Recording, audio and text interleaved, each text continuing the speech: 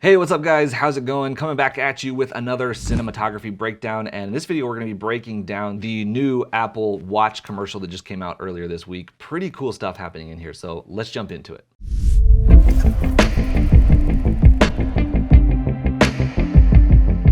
All right, so I was super inspired this week when Apple came out with their all their new products, and I'm a big tech guy. I love tech. I love following tech. Love the new iPhones, the new watches. I always watch the Apple keynotes, and I'm always paying attention to what's going on with those things, and just because I love it. And one of the cool things, and what inspired me this week, is that Apple, whenever they come out with a new iPhone or a new watch or whatever, like they always come out the gate with like 5 or 6 or 7 really highly produced commercials to showcase the features and all the stuff that their products do. And it's really cool because Apple works with and hires some of the best directors and DPs in the commercial world. They produce some really amazing stuff, and it's just amazing the level of scale that they're able to create these commercials and come, like, you know, the iPhone gets launched and there's like 5 brand new commercials that are like so professionally done. And so I just wanted to take one of those from this week because I was feeling inspired and look at what is going on with this Apple Watch commercial. So let's jump into it. So basically we've got this, this is for the new Apple Watch. We've got basically our first scene here. Pretty simple. We've got a guy standing outside. So we're working with mostly natural light. We'll notice that the sun is probably back here somewhere. If we pay attention to the way these shadows are going, we can tell that the sun is not straight up in the sky, which is not what we would want to do. We were waiting until the sun gets lower in the sky so that we get those more diagonal shadows. We get that more sideways light, which is going to be more flattering and just in general look better. So generally when you're shooting outside, if you want it to look like daylight, you want to shoot in the ends of the day. So either right before sunset or right after sunrise in order to get the best look. And so we've got a little bit of light kind of blowing out here in the highlights. This is probably being shot on Airy. My guess is the Alexa Mini, if not a Red. But one of those high-end cameras that have really good dynamic range, they have really good highlight roll-off, and so it's not that big of a deal. You don't need to worry about it too much. We've got enough of the trees happening here, enough of that texture happening that it's not really a problem. Now, as far as the lighting goes on our guy here, we do have a key light that is coming around this side of his face. Now, that's not natural because the light's behind him. So if this were natural and the sun were behind him, his face would be kind of mostly flat, right? And so basically what's happening is we've got this light here, which is probably coming from a reflector off camera over here.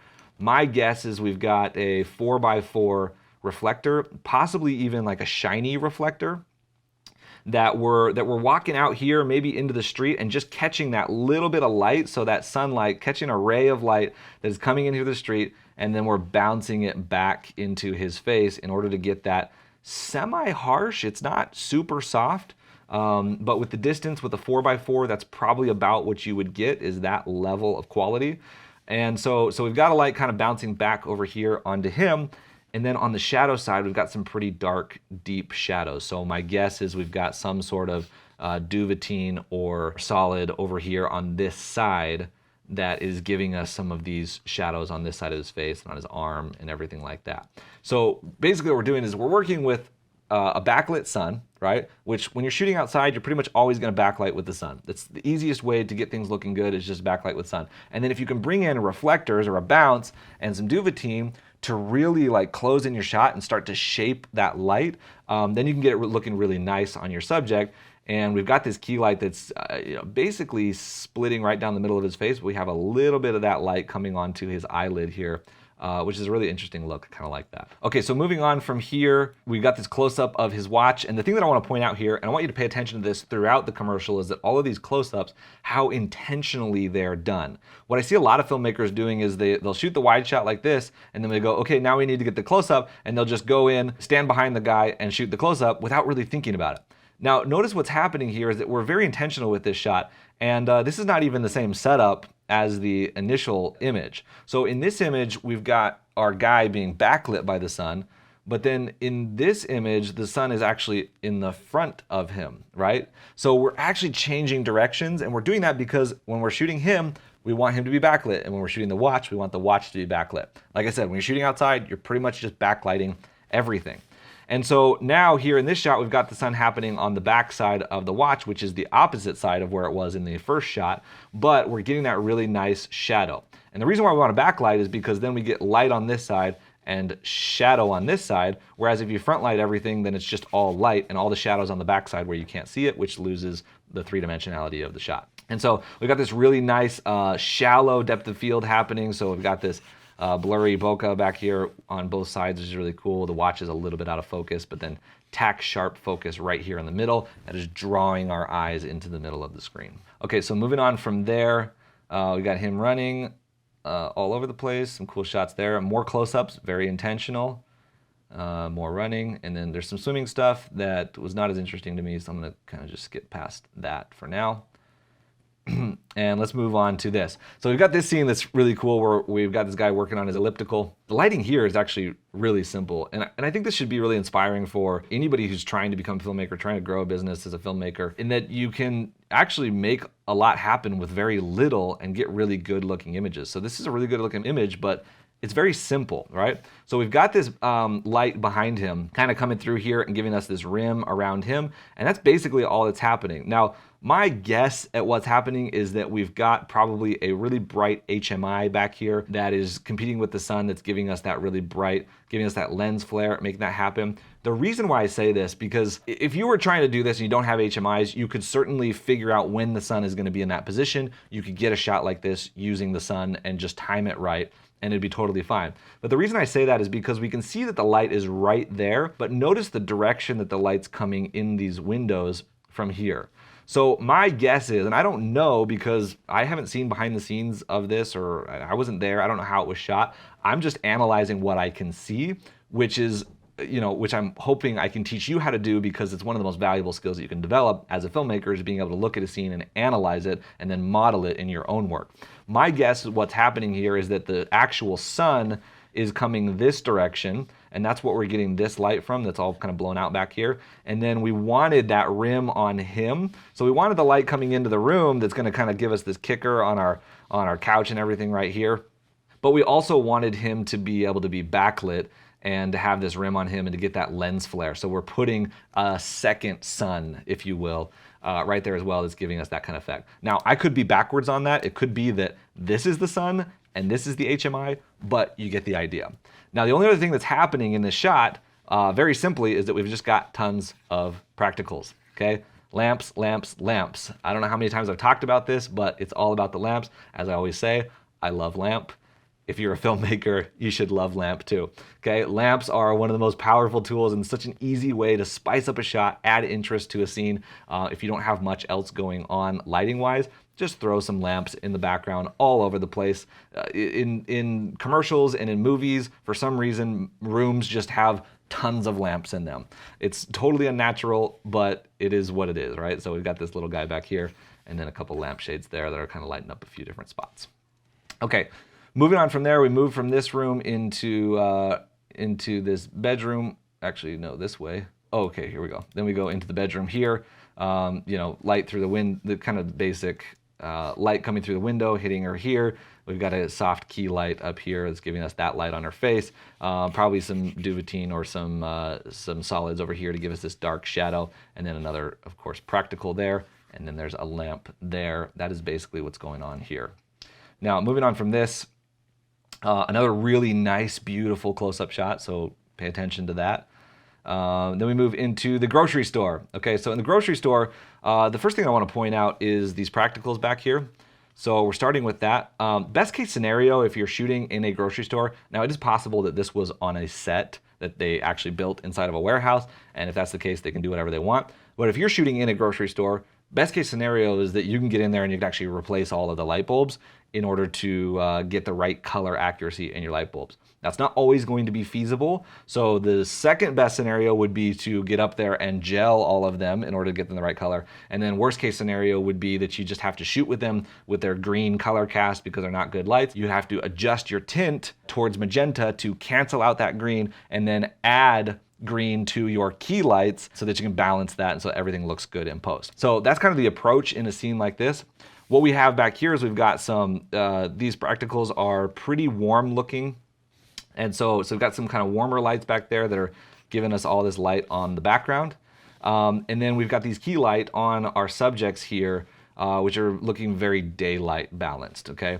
So we've got light here on this lady, which is, of course, breaking on this side of her face. We've got nice Rembrandt lighting with the triangle on her cheek there. Reverse key lighting this. Shadows are on this side. Like we talked about, we've got, we're paying attention to our lighting there. Probably a solid over here that is giving us that dark shadow, and this is looking really nice. The lighting over here on this lady is a little bit more flat and a lot more filled in. It doesn't look as good to me, but it's fine for a shot like this. I'm guessing we either have a key on her and a separate key on her here, or it's just one really bright light over here that's keying both of them all the way across. But for some reason with the bounce in the room or whatever, we've got a lot of light coming back onto her over here. Now there is another light up above that is hitting this pillar right here, and you can see it hitting the computer and everything down here as well. This is actually really hot right here, which I'm not sure why they made that decision. Like, I would probably try to knock that down a little bit. It's a little bit distracting, but who am I to judge?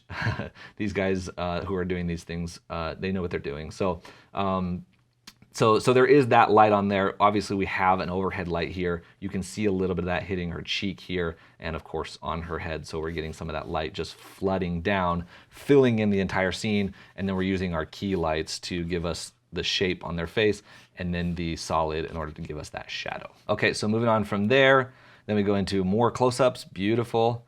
We've got some VFX here of inside the watch, which is kind of cool. And then the last scene here is this guy getting into a car accident.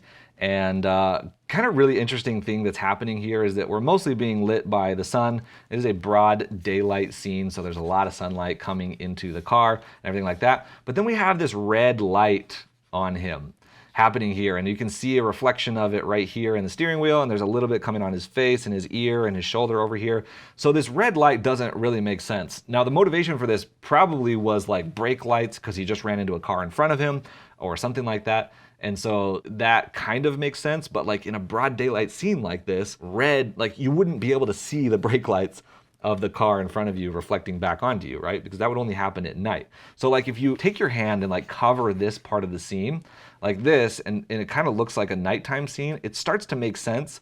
But once you realize that it's like daytime, it doesn't really make sense. It's just one of those things that you can do as a filmmaker when you're shooting in cars, is you can just add lights that are just car colors, right? Red or green or like neon colors, because that's the color of brake lights or a red light or whatever. It's kind of interesting that that's happening here. As we go through this shot, you'll see that it actually zooms out and you get to see more of it. So we can go here, we got the bananas going all over the car. And then it cuts to him where you can see even more of that. We've got sunlight hitting him here, probably diffused a little bit or something happened in there, or it's just a key light coming in there. Again, breaking right down the middle of his face, but then a little bit of that light on his eyelid, like in the first shot. Kind of a cool look. And then we've got that red light just kind of happening in a few different places, which is again motivating those brake lights or something. If we move into the extra wide shot of this, okay, so he calls SOS. Then we go, this is like the widest shot. You can actually see here, if I can find the exact spot, you can see here that what's happening is we've got the red light in here on him, but there's also a little reflection of it on the car here, and then there's also a little bit of it on the box and even on this post. So we know that the light is over here. My guess is that we've got some sort of red spotlight that is beaming this way into the car like this. We're catching a reflection of it right here, and then it's hitting just a little bit of that box and a little bit of these bananas right here as well, but for the most part it is just going straight into the car. And again, probably trying to motivate some just car lights or something. Doesn't really make sense, but that's filmmaking. It doesn't have to always make sense. It doesn't have to make sense by analysis, it just needs to make sense in the split second that you're going to watch this scene and look aesthetically pleasing. So that's what's going on there. All right, guys, so there's my breakdown of the Apple Watch commercial. I hope you guys are inspired the same way I was, and I hope this was helpful for you learning kind of how I look at things and how I analyze things so that I can model them in my own work. If you guys like these videos and you want me to do more of them, let me know in the comments down below what you would like to see me break down, and I can do some other videos like this. Just let me know. But in the meantime, let me know if you have any comments or questions about this video, and then I will see you guys on the next one.